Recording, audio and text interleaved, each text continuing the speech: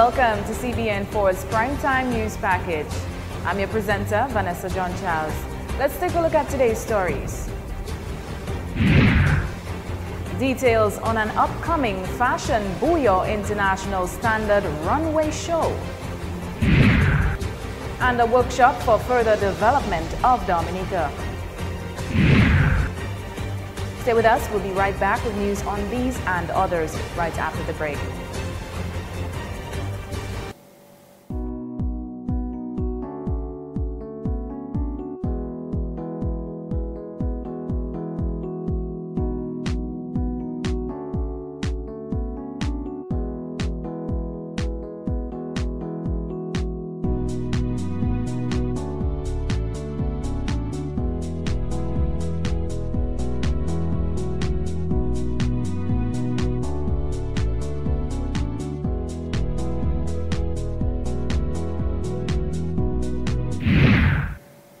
And welcome back. Lennox Linton has been re-elected as the political leader of the United Workers' Party, while Joshua Francis, representative for the Roseau South constituency, is the new deputy leader. Both of the representatives were elected unopposed at the party's 27th Delegates Conference, which took place at the Salisbury Primary School grounds just yesterday. Joshua Francis has now replaced Claudius Sanford, who resigned following the 2014 general elections while not successful at winning the Salibia constituency seat. Francis, however, deeply acknowledged his placement as deputy leader and promised to serve with distinction upon his continued efforts for the implementing of change while striving for fairness in Parliament. Other members of the executive also includes Ronald Charles, elected as president, Hector John as vice president, Deanne Victor as general secretary, Andrea Kentish, assistant secretary. Dr. Thompson Fountain got elected to the newly created Office of International Security. After admitting that this was in fact a very important moment for the opposition members, newly elected President Ronald Charles voiced how he's been impacted by the results of the conference. I would say it was a in local parlance, tete-a-tete in terms of the vote results, 94 to 90, with, I believe, 3 rejected ballots. It was a really, really nice atmosphere, and I want to again take that opportunity to congratulate my good friend, Mr. Joseph, for both of us going up in that for that position. Charles stated that the opposition members are all ready to move forward and mentioned that the team has a lot of work to be done. He also voiced some of his areas of concern.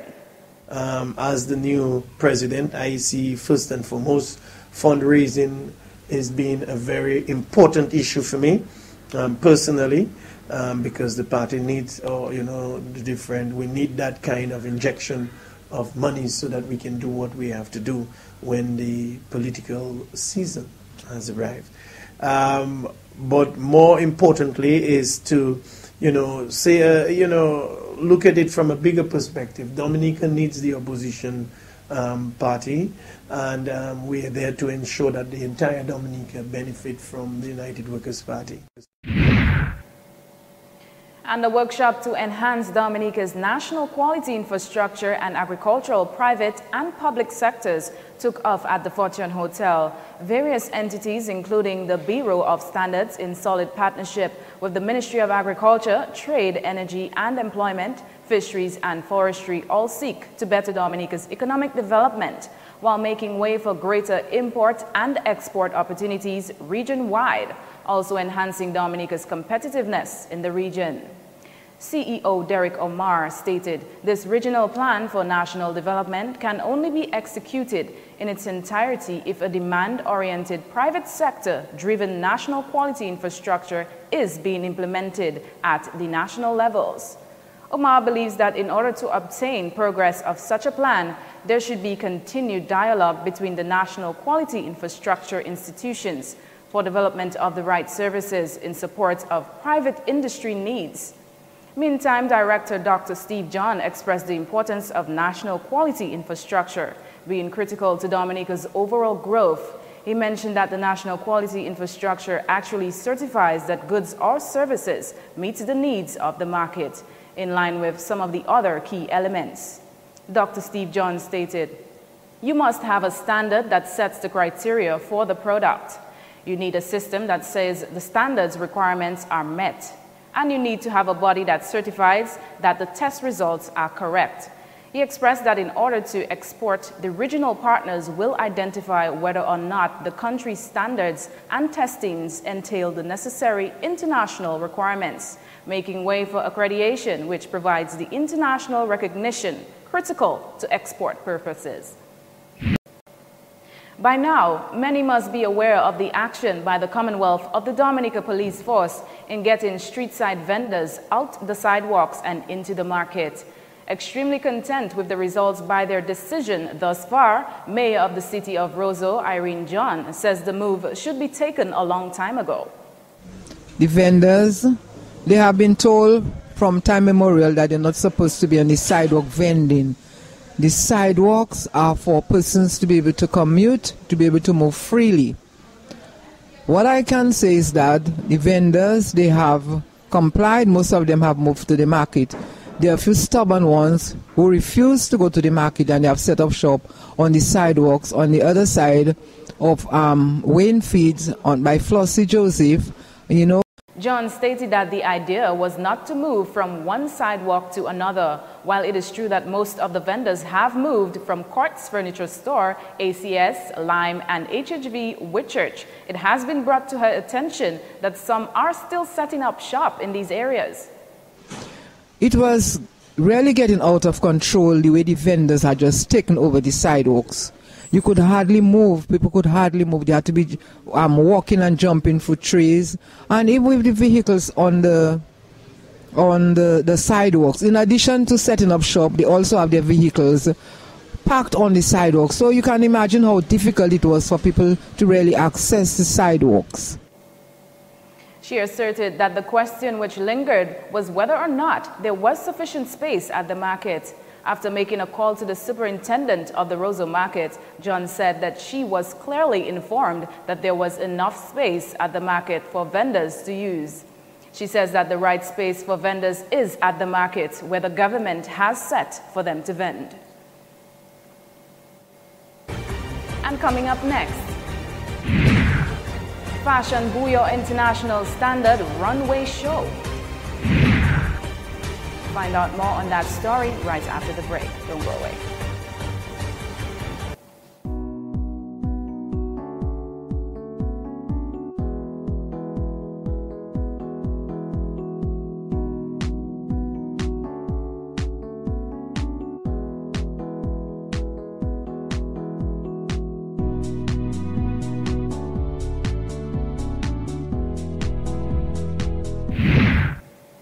And welcome back. Fashion Bouyon, an international runway show, soon takes effect right here in Dominica. Creator and executive producer of the fashion show, Kamala John Baptist Aaron, asserted that the show is of international standard, plus one in partnership with major fashion icons.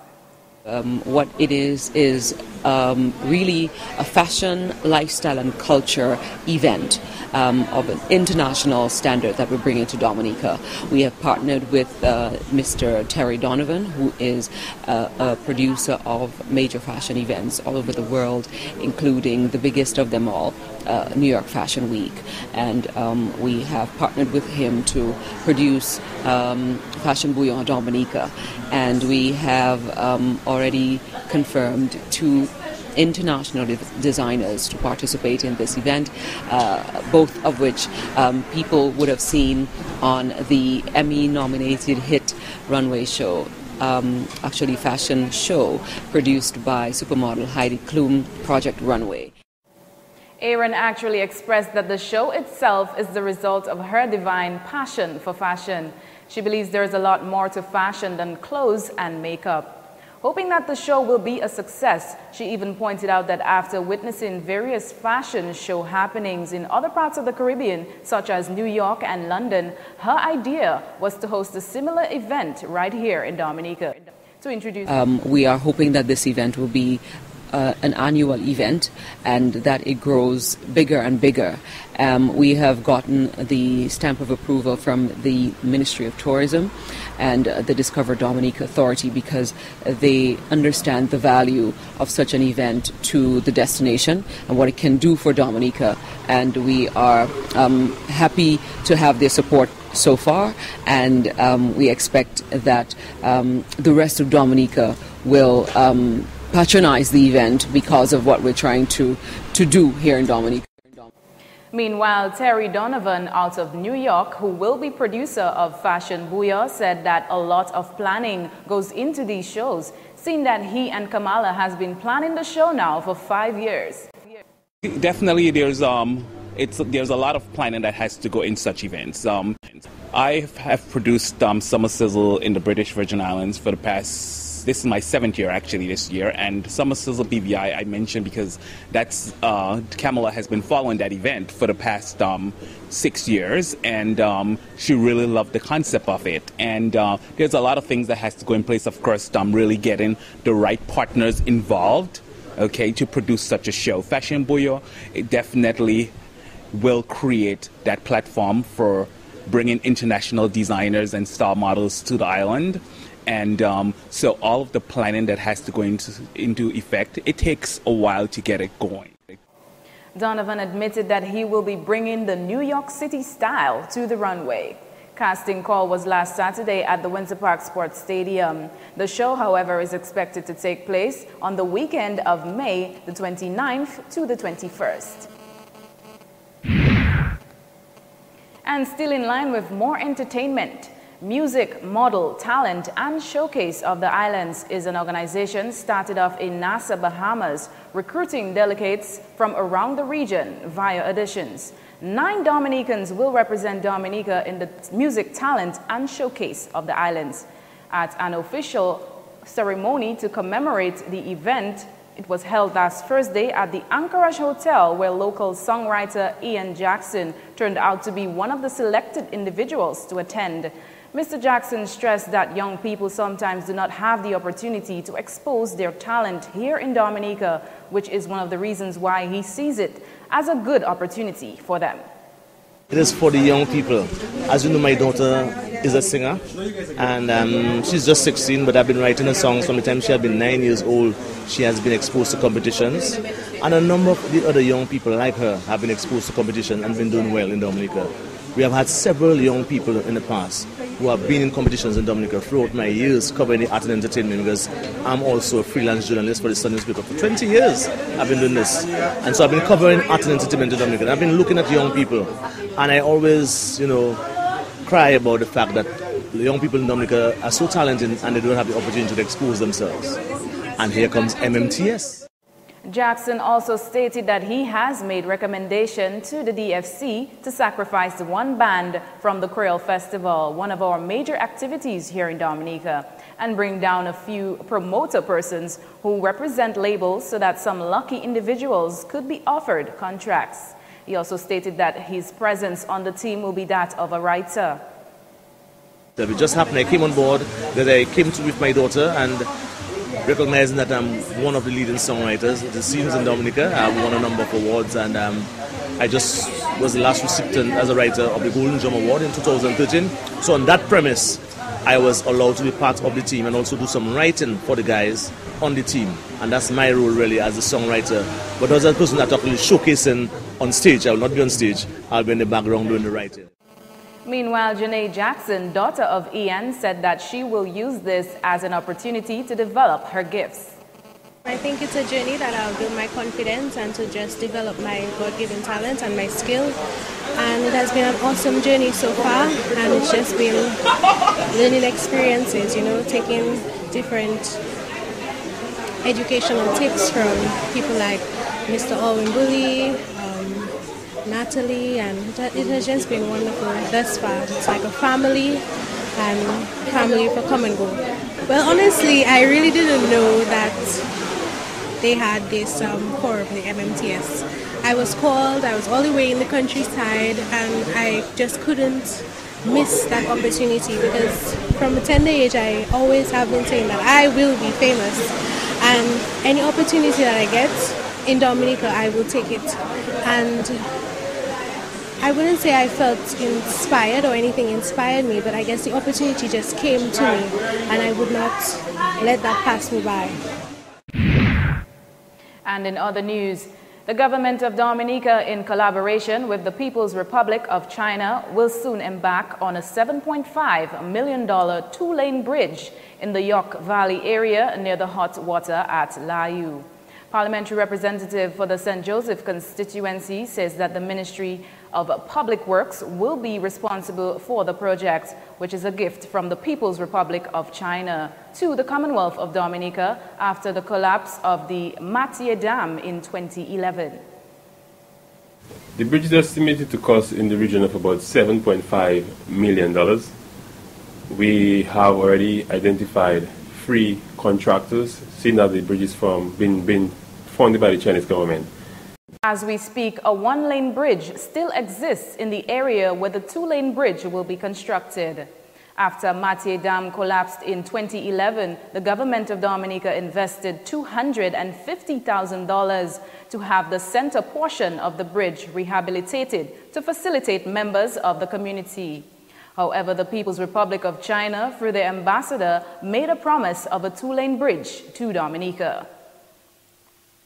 True to their word, the People's Republic of China, they have in fact decided to give us a new bridge in that area, and we anticipate, like I said, works to begin shortly within the next few weeks. And the Ministry of Public Works, along with the Chinese embassy here, they have been forthright in ensuring that the plans, the designs, everything is in place, so works can commence shortly. We'll be right back with more news after the break. Please stay with us.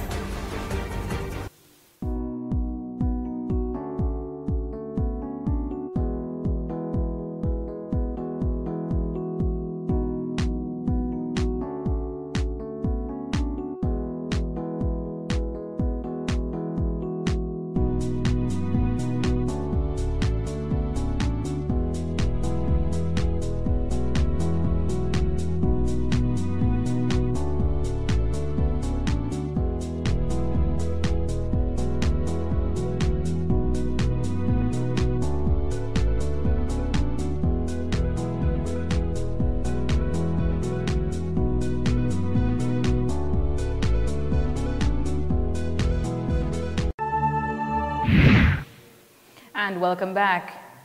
In regional news, the Caribbean Development Bank has made energy security a cross-cutting theme in its strategic plan for 2015 to 2019, helping to stimulate growth, leverage broader development assistance, and improve CDB's role as a development partner in borrowing member countries. In 2014, the bank produced a study, A New Paradigm for Caribbean Development, Transitioning to a Green Economy, which examined the merits of transitioning to increased energy efficiency and use of renewable energy. Tessa Williams-Robertson, head of the bank's Renewable Energy and Energy Efficiency Unit, stated, "The Caribbean Development Bank stepped up its drive to encourage public and private sector investments in sustainable energy, energy efficiency, and renewable energy projects as a matter of priority in spite of lower oil prices, with a range of funding and technical assistance programs that can be tapped by governments and commercial interests to support projects in solar, wind, and geothermal energy as priorities, but would support other renewable energy options such as bioenergy." And Dominicans will continue to enjoy a further drop in the cost of fuel at the pumps. The new prices came into effect today, Monday, the 2nd of January 2015. The price of gasoline will now sell at $10.28 retail and wholesale $9.58, while diesel will sell at $10.01 retail, and in wholesale $9.36. As oil prices continue to go down, this will mark the third time since the fuel has dropped in Dominica. CBN4 caught up with a local trucker, Michael Williams, who said that the drop will be more economical for him. This is Michael Williams. Yeah, I'm a truck driver by profession. The gas fuel has been a lot to us because wherever I put $100 diesel, right now it's more economical for me, like at least 150, my tank is full, so I can do more mileage and it's more for me. And in other news, as part of its objective to serve as a resource base for principals, teachers, students, parents, and other members of the public, the Ministry of Education has launched its long-awaited website. Minister of Education Honorable Peter Sejan broke the news to a press gathering at the ministry this morning. Sejan went on to say that the website is full of information about key units within the ministry and outlined a list of services which the general public can easily access through the new website. He added that the site will also consist of the laws which guides the Ministry of Education, schools, contact information, student achievements, as well as other accomplishments. The website will also serve as a news portal which will be connected to the ministry's social media feeds. Links which lead to key development partners including the Dominica State College and the Caribbean Examination Council available at the website. They're here specifically to launch the Ministry of Education and Human Resource Development website. And after quite a bit of work, we are finally on. And let me say to you, the media, that the website will feature extensive content targeted at education stakeholders who wish to access information and other resource material. And that's all for our Primetime News Package. It's now time to find out what's going on in sports with Mr. Alien Christopher.